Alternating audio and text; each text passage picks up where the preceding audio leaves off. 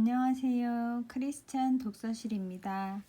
오늘은 조용기 목사님의 하늘문을 여는 11조라는 책을 가지고 왔습니다.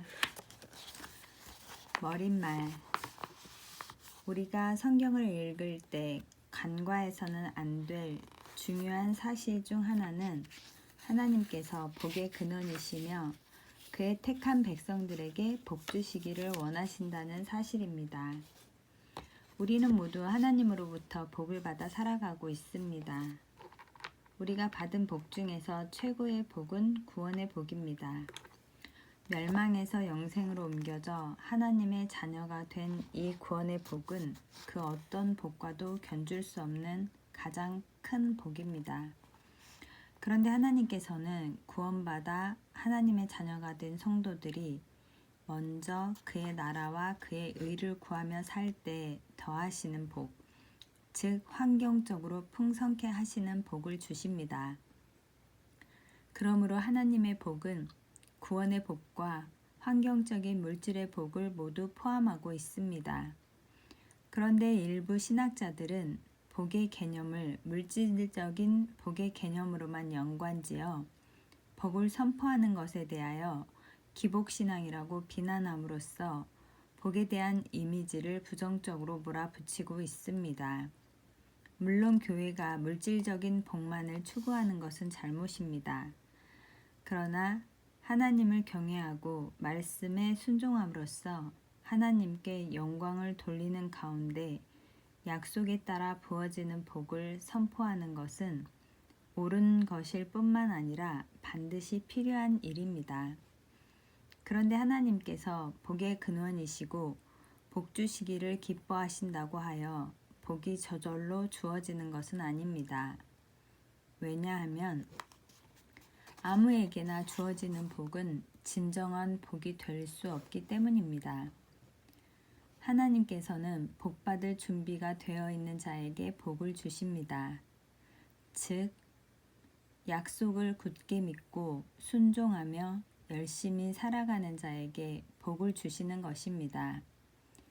성경에 약속된 물질적인 복 중에서 가장 강력한 복은 11조와 결부되어 있습니다. 즉, 11조를 온전히 드리는 자에게 하나님께서는 큰 복을 주시겠다고 하셨습니다. 왜 하나님께서는 11조와 관련하여 그렇게 큰 복을 약속하신 것일까요? 그리고 지금도 그 약속은 유효한 것일까요? 과연 온전한 11조란 무엇이며 다양한 상황에서 어떻게 하면 온전한 11조를 드릴 수 있을까요? 이 책은 이러한 질문들에 대한 성경적 답변을 제시함으로써 복잡 다단한 삶의 현장에서 온전한 11조 생활을 지혜롭게 할 수 있도록 길을 제시하고 있습니다.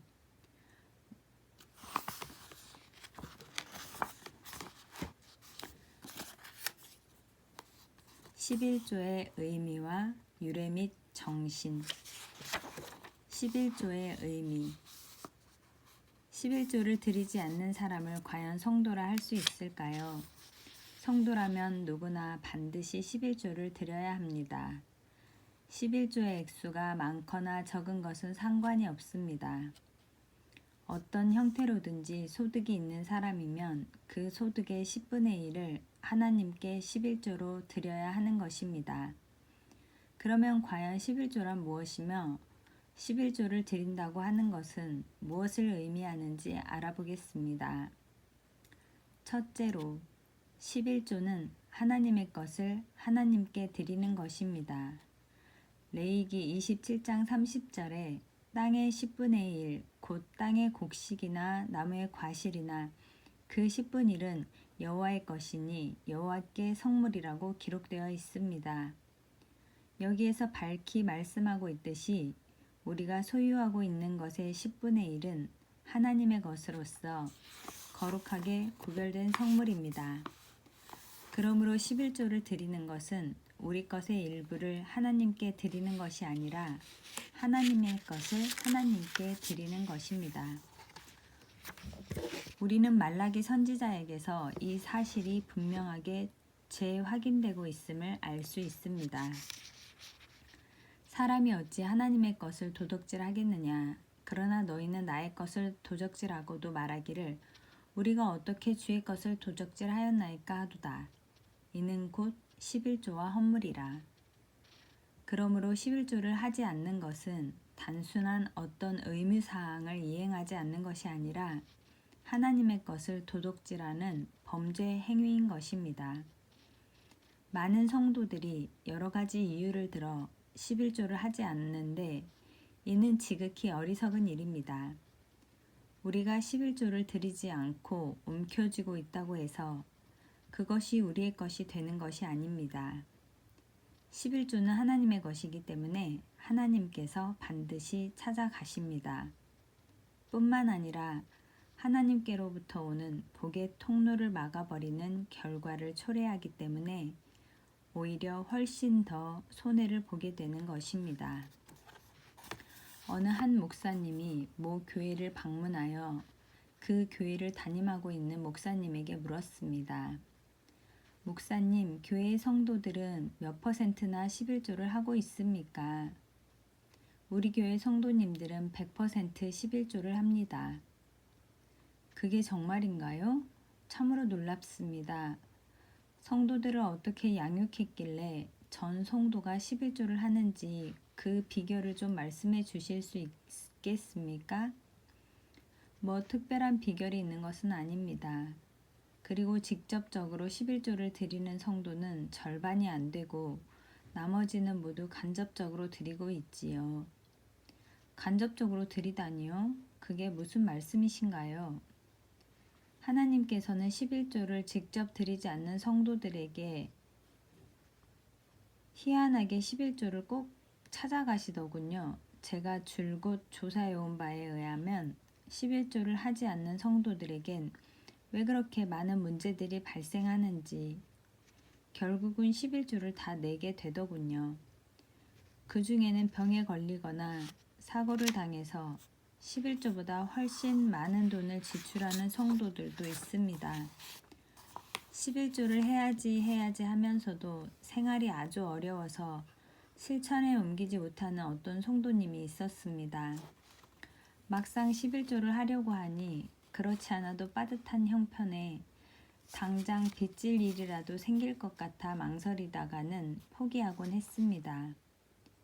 그는 11조는 하나님의 것이라는 사실을 잘 알고 있었습니다. 그러기에 그는 11조를 하지 못함으로 하나님의 것을 도적질하고 있다는 죄책감에 괴로워하고 있었습니다. 그러던 어느 날 그는 결단을 했습니다. 이렇게 마음의 괴로움을 가지고 사느니 차라리 굶는 한이 있어도 하나님의 것은 하나님께 드리고 당당하게 살아가리라. 그는 그때부터 11조 생활을 하기 시작했습니다. 그런데 희한한 현상이 나타났습니다. 생활이 이전보다 더 어려워질 줄 알았는데 오히려 더 여유가 생겨서 저축할 수 있을 정도까지 된 것이었습니다. 그래서 어떻게 된 일인가 하고 11조 하기 전과 11조 한 후의 수입과 지출 내역을 조사해 보았습니다. 수입은 전보다 특별히 늘어난 것이 없었습니다. 그런데 가정의 우한 질고가 사라져서 가외의 지출이 없어짐으로 인해 지출이 현저히 감소했다는 사실을 발견하게 되었습니다. 그 후로 이 성도님은 더욱 철저히 11조 생활을 하게 되었고 하나님께서 약속하신 말씀대로 그의 가정은 큰 복을 받았다고 합니다. 성도 여러분, 11조는 하나님의 것입니다. 그러므로 11조는 형편과 처지를 따지지 말고 무조건 드려야 합니다. 좋으신 하나님께서는 당연히 드려야 할 11조를 드리는데도 큰 복을 주시겠다고 약속하셨습니다. 그러나 하나님의 것인 11조를 떼어먹는 자는 결국 여러 가지 생활의 어려움을 당하게 되고 결코 복된 삶을 살 수 없는 것입니다. 둘째로 11조는 하나님의 주권을 인정하는 행위의 표현입니다. 하나님께서 에덴 동산의 모든 것들을 아담과 하와에게 허락하셨으나 선악을 알게 하는 나무의 실과만은 금하셨습니다. 왜 하나님께서는 선악을 알게 하는 나무를 굳이 에덴 동산에 두셨으며 또 그 실과를 금하셨을까요? 인간으로 하여금 범죄하고 타락하게 하기 위해서일까요? 결코 아닙니다. 오직 절대 주권자이신 하나님과 인간의 구별됨을 보여주면서 인간이 하나님의 주권을 알고 그 주권에 순종하도록 하기 위함이었습니다. 에덴 동산에서의 인간은 전혀 문제가 없는 온전한 존재였습니다. 그래서 어떤 제한이 주어지지 않으면 언제라도 하나님의 주권을 침범할 수 있는 상태에 있었던 것입니다. 그러므로 선악을 알게 하는 나무는 하나님의 주권을 일깨워주며 인간의 순종 여부를 시험하는 시금석의 역할을 하였던 것입니다. 그런데 애석하게도 아담과 하와는 하나님의 절대 주권을 상징하는 선악을 알게 하는 나무의 실과를 범하고 말았습니다. 그 결과 모든 인류는 사망과 저주 아래 갇히게 되었습니다. 수고하고 땀을 흘려야 살아갈 수 있게 되었고 결국은 죽을 수밖에 없는 존재가 되었습니다. 오늘날 많은 성도들이 이 사실에 대해 분개하면서 아담과 하와를 탓합니다. 아무것도 부족함이 없는 에덴 동산에서 왜 이렇게 어처구니 없는 실수를 저질렀을까? 만일 아담과 하와가 그런 어리석음을 범치 않았더라면 우리는 에덴 동산에서 매우 행복하게 영원히 살 수 있을 텐데. 그런데 여기서 우리가 주목해야 할 사실은 선하게 알게 하는 나무의 열매가 하나님의 주권을 상징하듯이 11조도 역시 하나님의 주권을 상징하고 있다는 것입니다.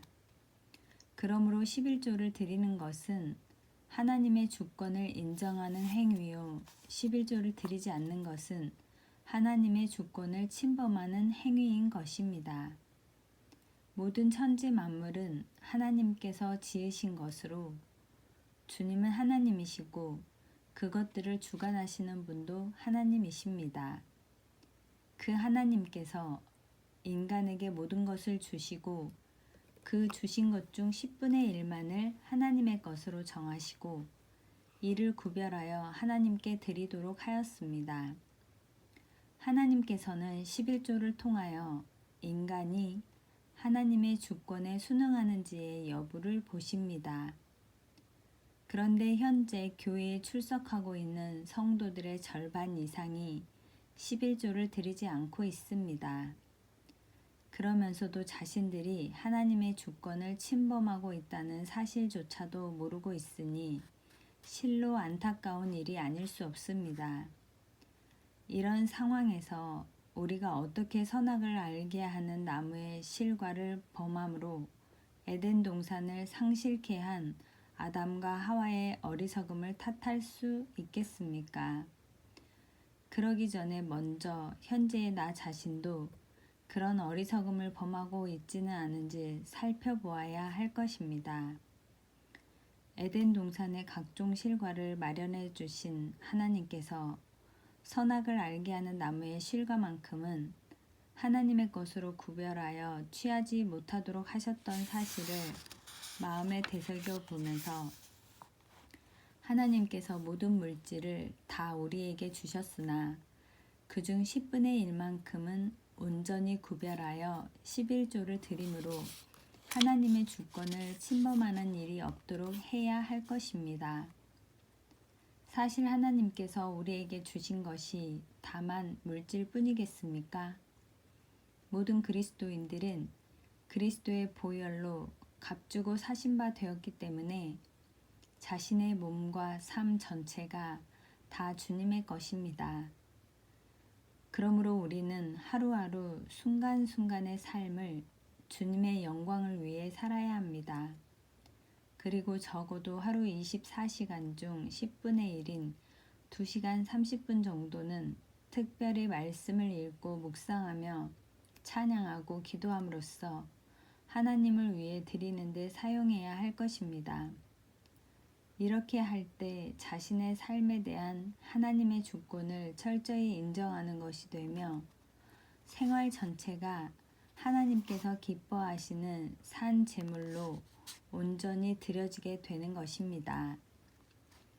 셋째로 11조는 하나님과 그의 말씀에 대한 살아있는 믿음의 표현입니다. 11조가 하나님의 주권을 인정하는 것이요 하나님의 것을 하나님께 드리는 것이라는 엄연한 사실도 하나님에 대한 믿음이 없는 사람에게는 아무런 의미가 없습니다. 맨 처음 11조를 할 때에 망설이지 않은 사람은 별로 없을 것입니다. 많이 가진 자는 11조의 액수가 많기 때문에 그리고 적게 가진 자는 11조를 떼어내지 않아도 모자라는 형편이라서 이래저래 갈등을 가졌을 것입니다. 그래서 교회 출석을 잘하던 사람조차도 반드시 11조를 드려야 한다는 설교를 듣고서는 시험에 들어 신앙을 저버리는 경우가 있습니다. 그런데 곰곰이 생각해 보면 11조 문제로 고심한다거나 시험에 든다고 하는 것이 얼마나 어리석고 우스꽝스러운 일인지 모릅니다.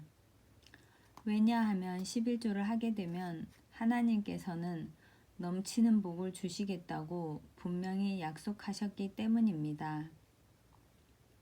만군의 여호와가 이르노라 너희의 온전한 11조를 창고에 들여 나의 집에 양식이 있게 하고 그것으로 나를 시험하여 내가 하늘문을 열고 너희에게 복을 쌓을 곳이 없도록 붙지 아니하나 보라.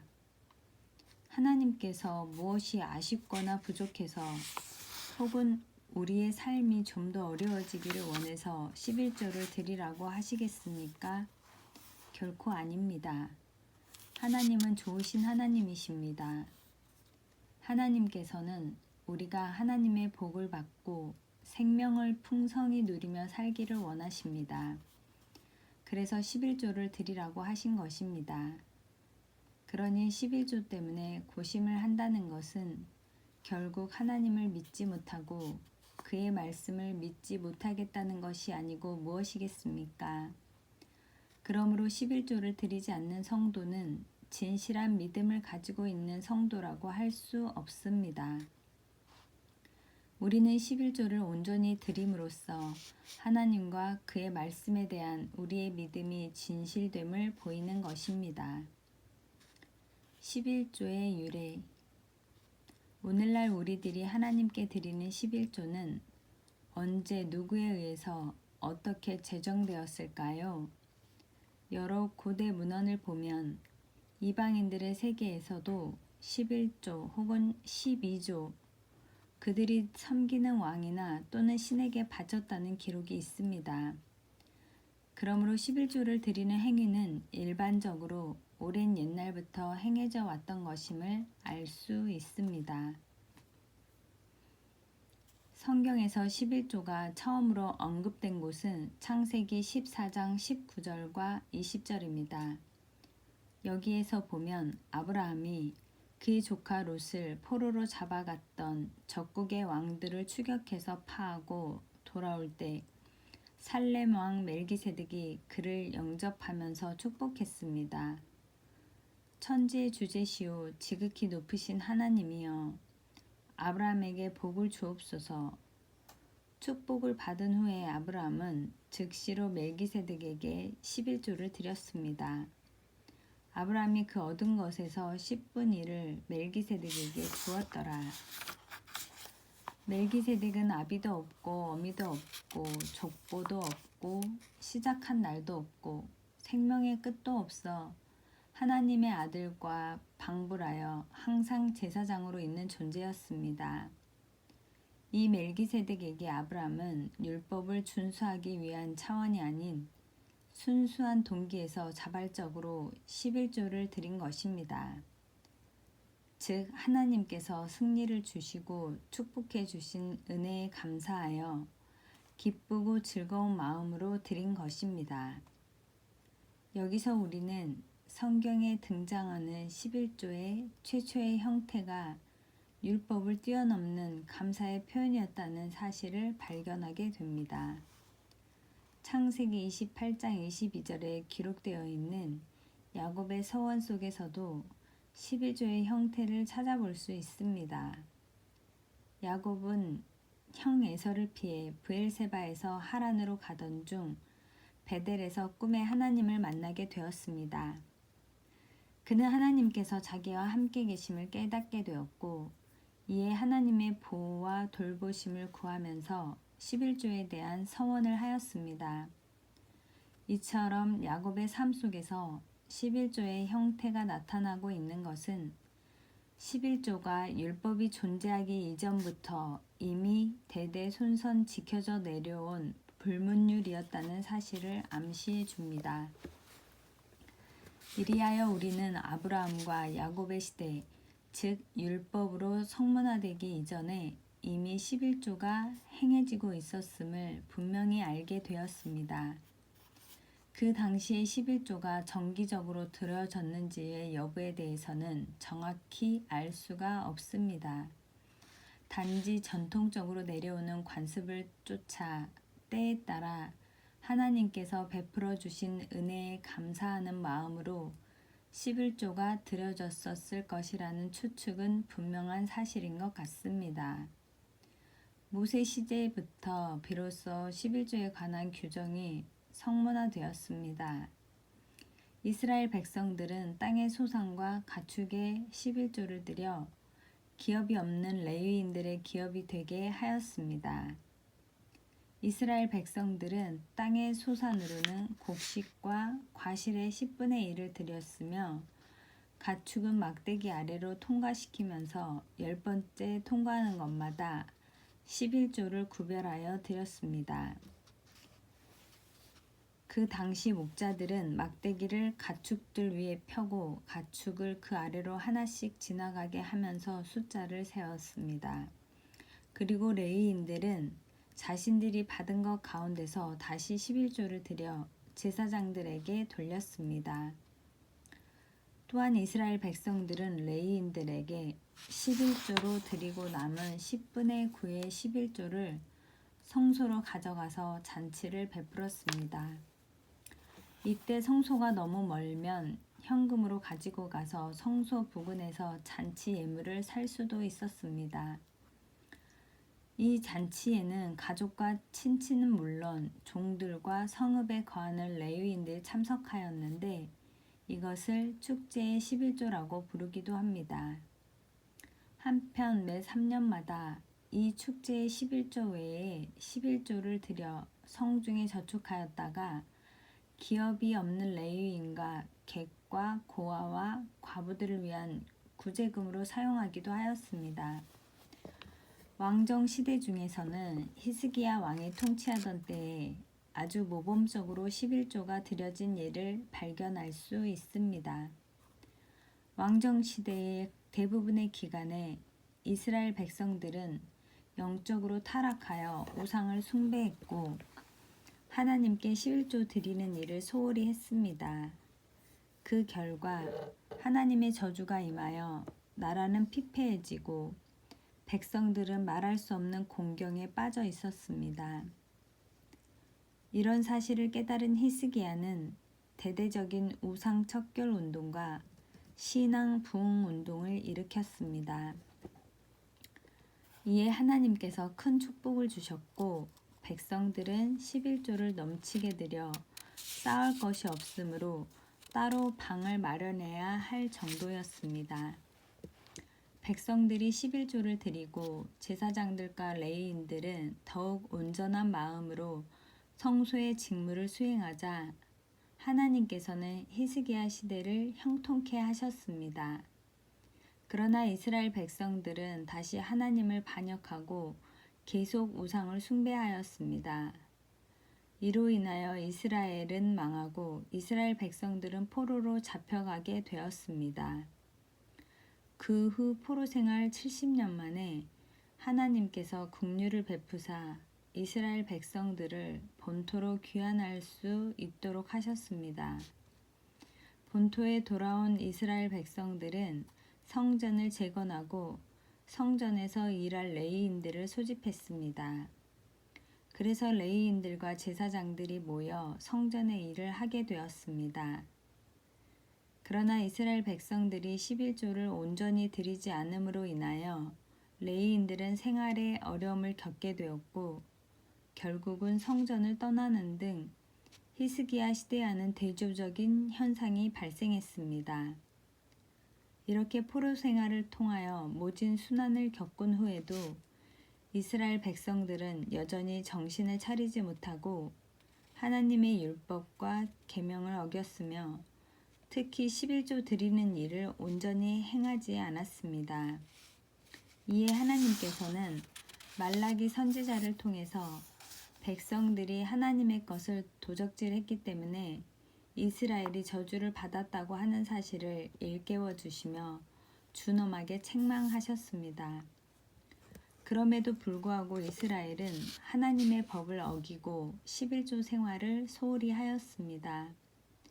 그리하여 이스라엘은 결국 포로에서 귀환한 후에도 나라의 주권을 회복하지 못한 채 헬라와 로마의 속국이 되어 저주 가운데서 살아야만 했던 것입니다.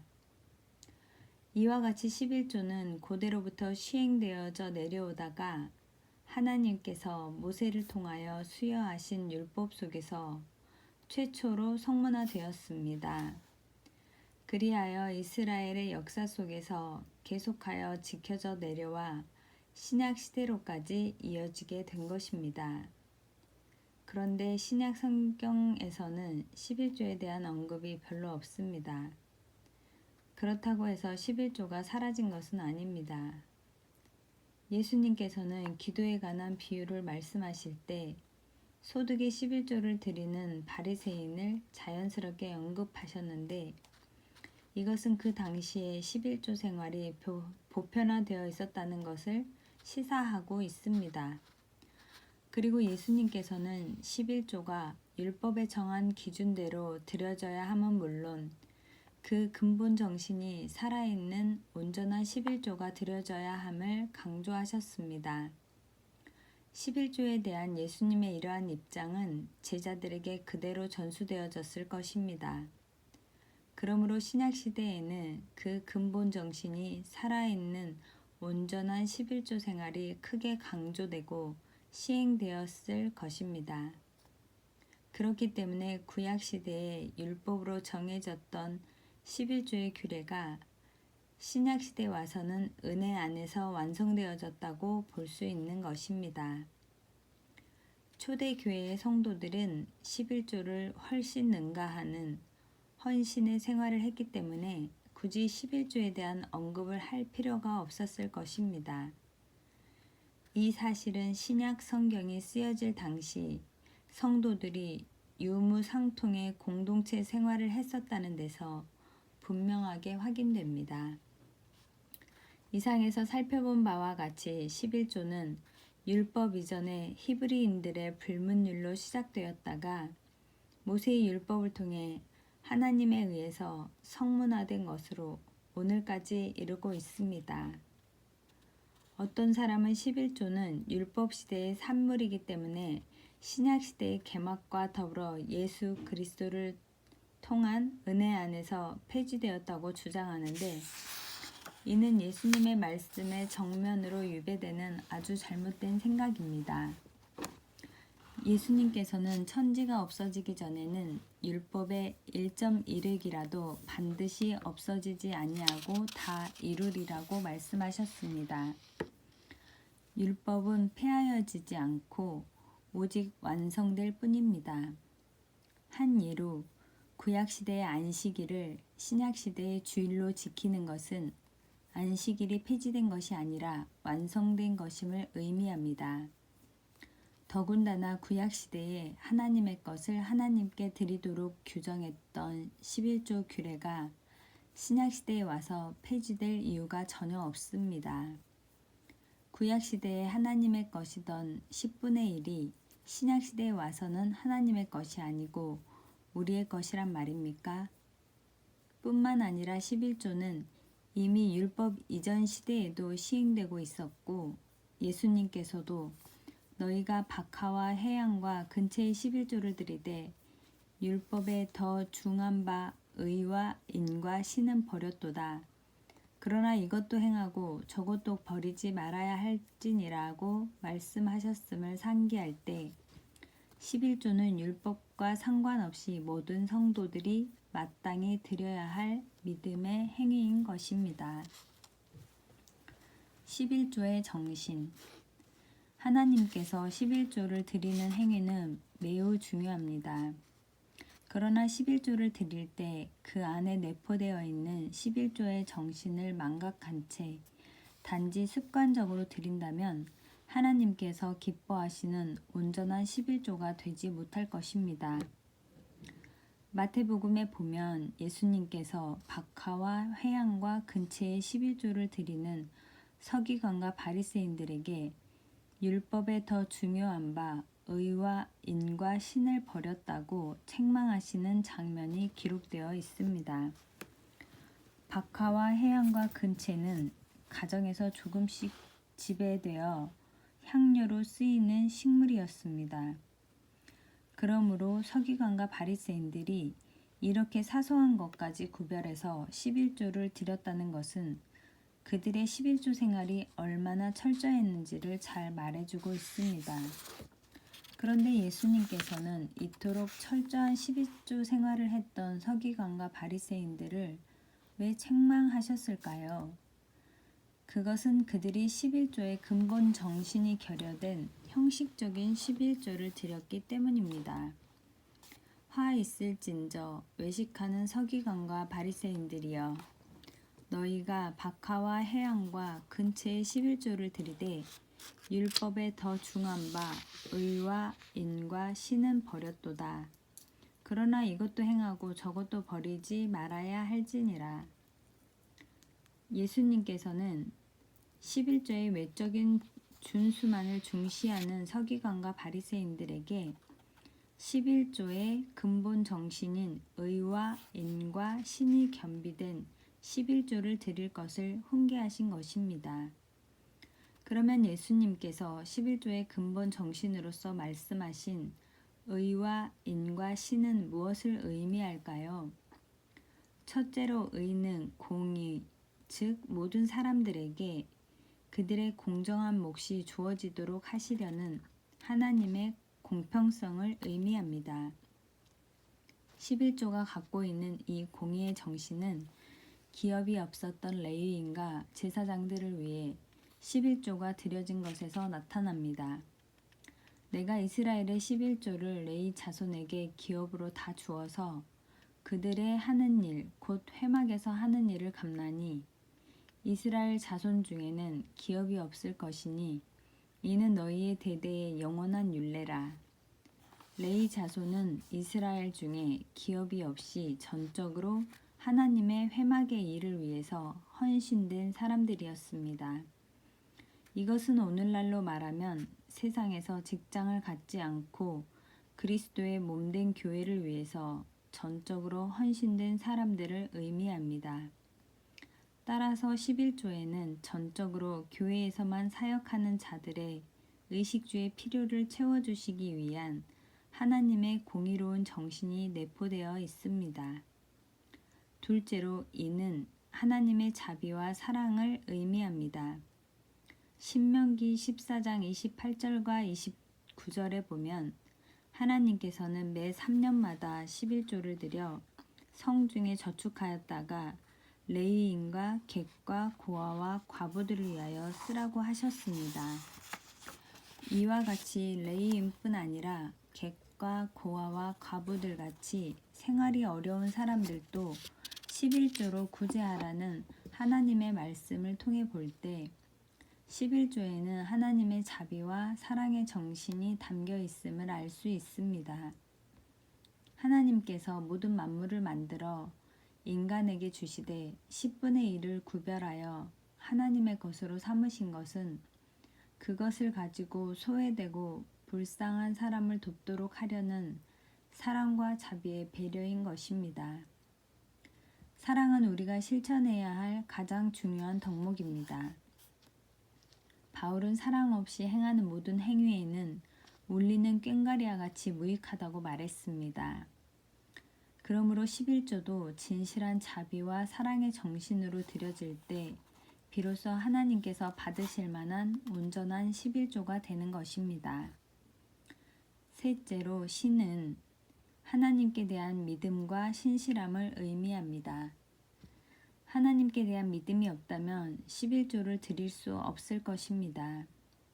11조를 드린다는 것은 하나님께서 천지 만물을 창조하시고 그 창조하신 것들을 주관하시며 오늘도 살아계셔서 우리 가운데 역사하심을 믿는 믿음이 있다는 것을 의미합니다. 또한 11조를 드리는 자에게 황충을 금하여 주시며 포도나무의 과실이 기한 전에 떨어지지 않게 하시는 등 복을 넘치도록 더하실 것이라는 말씀을 믿는다는 것을 의미합니다. 그러므로 11조를 가지고 하나님께 나아가는 자는 하나님께서 계신 것과 또한 11조를 드리는 자에게 복을 쌓을 곳이 없도록 부어주심을 믿어야 할 것입니다. 우리가 이와 같이 하나님을 믿을 때 하나님 앞에 신실함으로 행하게 됩니다. 즉 하나님께 대한 바른 지식이 있고 하나님께서 명하신 11조의 바른 정신을 알 때만이 온전한 11조를 드릴 수 있는 것입니다. 우리가 처음으로 11조를 작정하여 드릴 때에는 우리의 믿음의 분량에 따라 마음을 담은 11조를 드리게 됩니다. 그래서 처음에는 11조를 드리는 그 자체가 믿음의 척도가 되는 것입니다.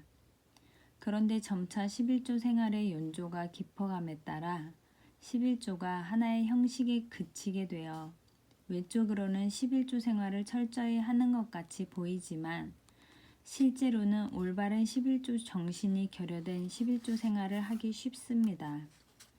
마치 율법의 외적인 요구 조건에만 집착하여 박하와 해양과 근처의 11조까지 철저히 계산해서 드렸지만 율법의 내적 정신을 망각했던 서기관과 바리새인 같은 상태로 전락하는 것입니다. 그러므로 우리는 수시로 자신을 돌아보아야 합니다. 자신의 실상은 모르고 철저한 11조 생활을 하고 있다는 자기 의에 도취되어 있었던 바리새인들의 모습이 지금 나의 모습은 아닌가? 이러한 자기 성찰과 함께 우리는 11조의 근본 정신인 의와 인과 신이 살아있는 온전한 11조를 드리도록 늘 마음을 새롭게 하여야 할 것입니다. 이렇게 할 때 하나님께서 우리의 11조를 연락하시고 약속하신 대로 넘치는 복을 부어주실 것입니다. 11조를 드리는 자세. 하나님은 영이시며 인격적 존재이십니다. 하나님이 영이라는 사실은 어떤 물질에 매일 수 없음을 의미합니다. 그리고 하나님이 인격적인 존재라는 사실은 하나님과 인간과의 만남이 인격적인 교제를 통해서 이루어질 수 있음을 시사하고 있습니다. 여기서 우리는 11조를 드리는 기본적인 자세가 영적이고 인격적이어야 함을 알게 됩니다. 이는 하나님은 영이시니 예배하는 자가 신령과 진정으로 예배할지니라고 하는 예배드리는 자세와 근본적으로 맥을 같이 합니다. 이러한 전제 아래 11조를 드리는 바람직한 자세에 대해서 생각해 보기로 합니다. 첫째로 11조는 우리의 소득 중에서 맨 먼저 정성스럽게 구별하여 드려야 합니다. 옛날에 임금님에게 진상하는 물품들은 각 지방에서 가장 좋은 것으로 엄선했다고 합니다. 한 집안에서도 어른에게는 가장 좋은 것을 구별하여 놓았다가 우선적으로 드립니다. 하물며 만왕의 왕이시오 만주의 주가 되시는 하나님께 드릴 11조를 더욱 정성스럽게 선별하여 드리는 것이 마땅함은 두말할 나위 없습니다. 하나님께서는 하나님을 존중히 여기는 자를 존중히 여기시겠다고 말씀하셨습니다. 하나님을 존중히 여기는 것은 물질에 대한 우리의 태도로 나타나기도 합니다. 특별히 11조를 먼저 구별하여 드리는 것은 하나님을 존중히 여기는 기본적인 자세입니다. 그러므로 월급 생활자는 매월 월급을 받는 즉시 한 달 동안 직장 생활을 잘하게 해주신 하나님께 감사하는 마음으로 맨 먼저 11조를 구별해 드려야 하며, 사업하는 사람들도 다달이 수익금에서 먼저 11조를 구별해서 드려야 합니다. 이것저것 필요한 것에 먼저 사용하고 남은 것으로 11조를 드리는 것은 결코 하나님을 존중하는 자세가 아닙니다. 어떤 경우라 할지라도 소득이 생겼을 때는 먼저 11조를 구별하여 드려야 합니다.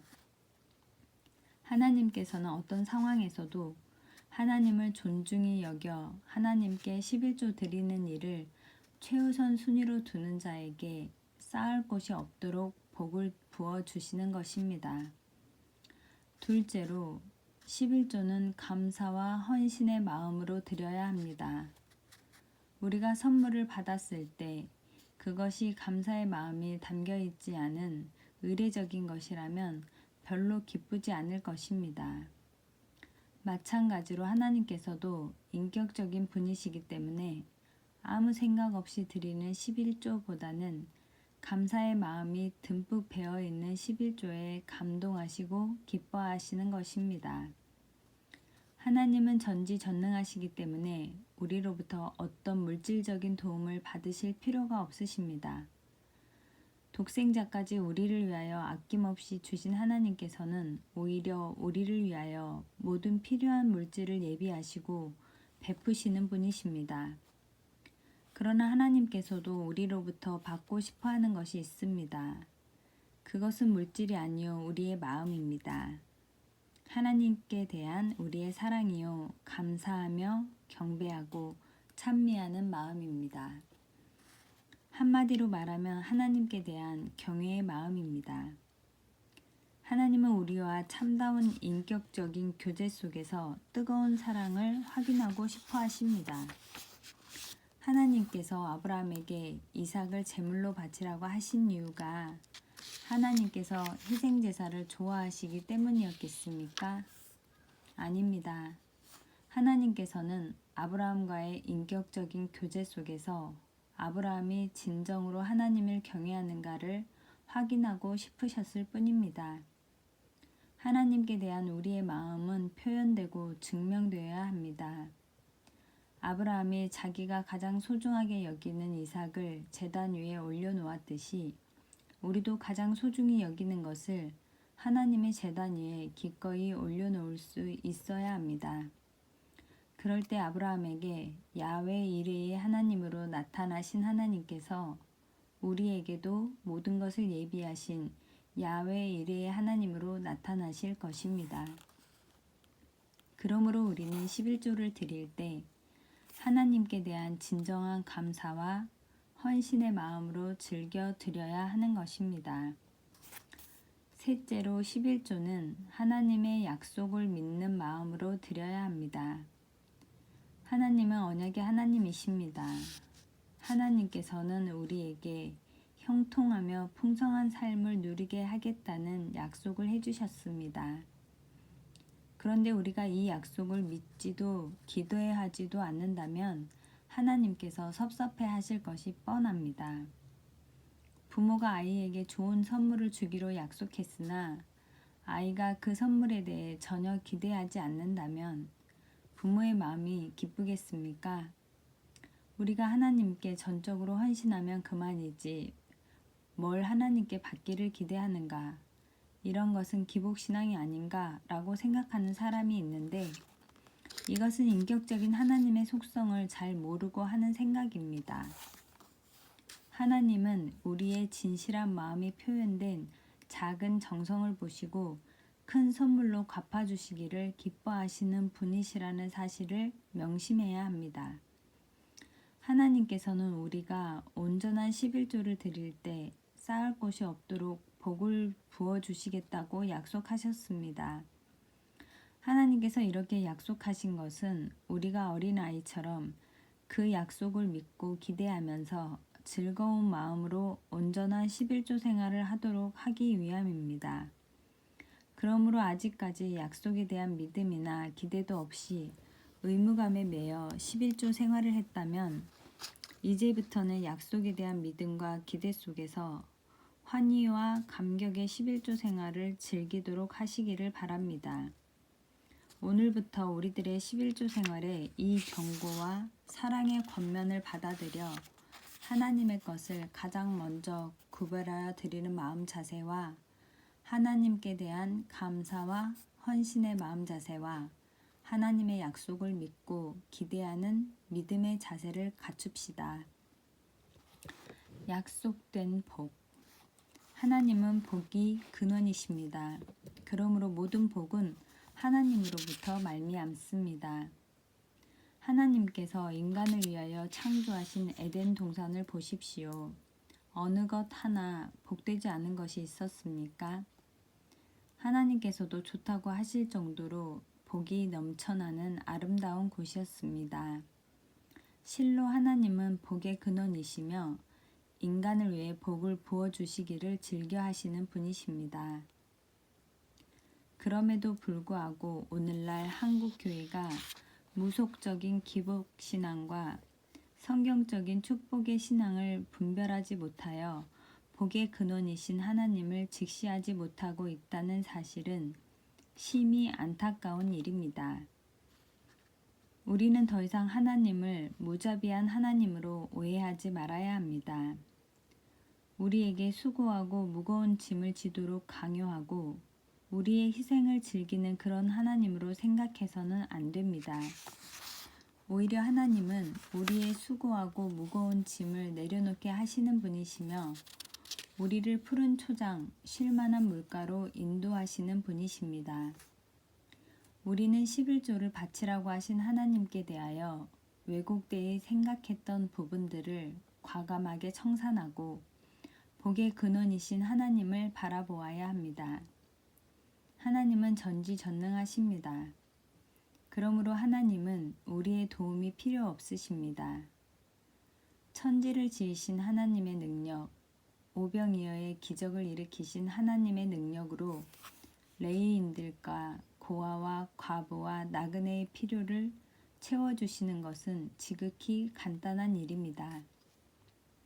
그럼에도 불구하고 하나님께서 11조를 바쳐서 레위인들을 공개하고 어려운 자들을 구제하도록 하신 것은 물질을 서로 나누는 삶을 통하여 인간 상호 간에 아름다운 사랑의 교제가 있도록 하기 위함입니다. 또한 11조를 레위인들이나 어려운 자들에게 직접 주라고 하지 않으시고 하나님께 바치라고 하신 것은 하나님과의 아름다운 사랑의 교제를 지속하고 그 가운데서 하나님의 한없는 복을 누리도록 하기 위함입니다. 한마디로 하나님께서 우리에게 11조를 드리도록 명령하신 것은 우리에게 복을 주시기 위한 하나의 구실을 마련한 것이며 우리에게 복을 주시려는 하나님의 강렬한 소망을 나타내신 것입니다. 그렇다면 하나님께서는 과연 11조를 통하여 어떻게 복을 주시겠다고 하셨습니까? 만군의 여호와가 이르노라 너희의 온전한 11조를 창고에 들여 나의 집에 양식이 있게 하고 그곳으로 나를 시험하여 내가 하늘 문을 열고 너희에게 복을 쌓을 것이 없도록 붙지 아니하나 보라. 말라기 선지자를 통해서 주신 이 11조에 따르는 복에 대한 약속은 과연 하나님이 얼마나 인간에게 풍성하게 복 주시기를 원하시는지를 극명하게 보여주고 있습니다. 그런데 하나님께서 우리에게 쌓을 곳이 없도록 복을 부어주시는 데에는 한 가지 전제 조건이 있습니다. 그것은 우리가 온전한 11조를 드림으로써 하나님의 집에 양식이 있게 하여야 한다는 것입니다. 온전한 11조란 양적으로 부족함이 없다는 것 이상의 의미가 있습니다. 즉 양적으로 부족함이 없을 뿐 아니라 질적으로 드리는 하나님의 정성이 듬뿍 담겨 있고 참된 감사가 실린 11조가 온전한 11조인 것입니다. 인색하게 억지로 드리는 의무적인 11조는 온전한 11조가 될 수 없습니다. 쌓을 곳이 없도록 부어주신다고 하는 말씀에만 초점을 맞추고 투기하듯이 드리는 탐욕적인 11조도 온전한 11조는 아닙니다. 그야말로 진정으로 하나님을 경외하고 그의 약속을 전적으로 신뢰하면서 순전한 마음으로 드리는 11조가 온전한 11조인 것입니다. 이와 같은 온전한 11조를 드려 하나님의 집인 교회에 양식이 있게 하여야 합니다. 하나님의 집인 교회가 양식이 없어 레위인들이 먹을 것이 없고 고아와 과부들과 나그네들이 발들여 놓을 만한 곳이 되지 못한다면 어찌 하나님의 복이 임하겠습니까? 하나님께서는 온전한 11조를 드려서 하나님의 집에 양식이 있게 하고 그것으로 하나님을 시험해 보라고 말씀하셨습니다. 이 시험의 전제 조건이 충족되어지는 순간 쌓을 곳이 없도록 차고 넘치는 복이 임하는 것은 틀림없는 사실입니다. 그러나 문제는 전제 조건의 충족 여부에 달려 있습니다. 우리가 전제 조건을 제대로 충족시키지 못하는데 문제가 있는 것이지 전제 조건이 충족되어진 후에 하나님께서 복을 내리시는 데에는 문제가 있을 수 없습니다. 이렇게 우리가 온전한 11조를 드림으로써 쌓을 곳이 없도록 부어주시는 하나님의 복을 받은 결과는 열방이 너희를 복되다 하리라는 것입니다. 이 말씀대로 11조와 감사의 생활로 일관된 청교도 정신으로 초강대국을 이룬 미국을 보십시오. 열방이 복되다고 하지 않습니까? 미국의 존 필립스라는 사람은 지난 200년 동안 11조 생활을 잘하며 하나님을 잘 섬긴 가정과 그렇지 못한 가정을 무작위로 골라 통계를 내서 그중 대표적인 예를 발표하였습니다. 그의 발표에 의하면 교회를 망치고 주의 종을 쫓아내고 자신도 교회를 떠났던 일본계 미국인 마스시코의 가문에서는 거지가 306명, 강도가 63명, 살인자가 7명, 매음자가 26명, 전응아가 203명, 하급 관리가 73명 나왔으며 그 외에는 평범한 사람들이었습니다. 그런데 우리가 잘 아는 요나단 에드워드 목사의 가문에서는 목사가 203명, 대학 총장이 13명, 교수가 108명, 부통령이 1명, 전권대사가 1명, 국회의원이 21명, 기자가 81명이나 나왔다고 합니다. 이 얼마나 큰 차이입니까? 우리는 여기서 하나님의 약속은 어김없이 이루어진다는 사실을 똑똑히 확인하게 됩니다. 11조를 통한 하나님의 복을 누리는 데 있어서 한 가지 꼭 명심해야 할 것은 그 복의 활용입니다. 11조를 통한 복은 모든 복 중에서 가장 강력한 복입니다. 성경에 또 어디에 하나님께서 쌓을 곳이 없도록 복을 부어주시겠다고 약속하신 곳이 있습니까? 우리가 온전한 11조 생활을 할 때 틀림없이 쌓을 곳이 없을 정도로 많은 복이 임할 터인데 그때가 가장 조심할 때입니다. 이때 쌓을 곳을 마련하기 위해서 창고를 더 크게 짓는 어리석음을 저질러서는 안 됩니다. 그 복을 혼자 독차지하려는 욕심이나 이기심을 버리고 자신에게 필요한 것 외에는 아낌없이 베풀어 하나님 나라 확장과 아름다운 인류 사회를 건설하는 데 사용해야 할 것입니다. 그럴 때 그 사람은 영적으로나 물질적으로 계속해서 하나님의 복을 풍성히 누리게 될 것입니다. 감사합니다.